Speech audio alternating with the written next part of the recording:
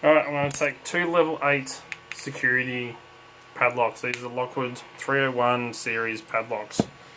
Got one with some pretty flat bitting and one with some really high cut bitting. I'm going to see how long it actually takes me to open 2 of them using nothing but a bow guitar and bottom of the keyway tensioner.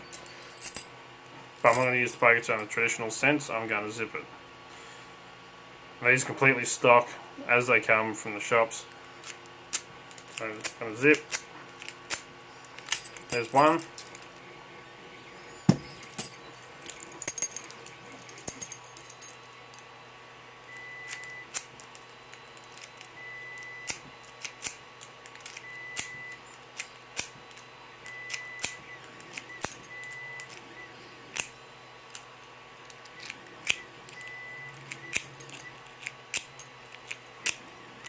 There's 2.